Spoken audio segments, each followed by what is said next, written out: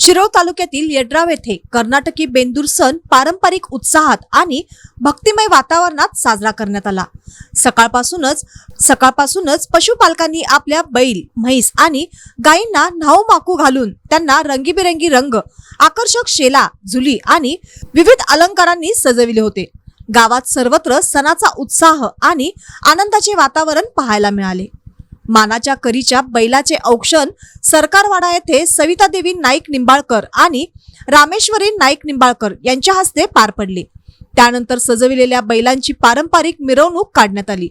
यावेळी कर तोडणीचा पारंपरिक कार्यक्रमही मोठ्या उत्साहात पार पडला। त्यानंतर बेंदूर उत्सवाचे वैशिष्ट्य असलेला गुंड उचलण्याचा पारंपरिक कार्यक्रम पार पडला। यावेळी युवकातून चांगला प्रतिसाद मिळाला। बैलांप्रती असलेले प्रेम, जिव्हाळा आणि कृतज्ञता व्यक्त करण्यासाठी अनेक शेतकरी आणि पशुपालकांनी आपल्या जनावरांसह मिरवणुकीत सहभाग घेतला। ग्रामीण संस्कृती आणि परंपरेचे दर्शन घडविणारा हा उत्सव पाहण्यासाठी नागरिकांनी मोठी गर्दी केली होती।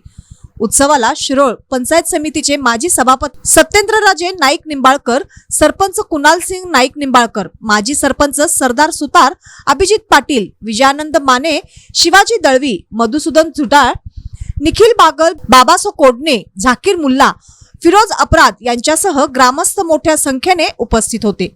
ग्रामीण संस्कृती, शेती आणि पशुधनाविषयीची कृतज्ञता व्यक्त करणारा कर्नाटकी बेंदूर सण यड्रावमध्ये पारंपरिक पद्धतीने आणि जल्लोषात साजरा झाला।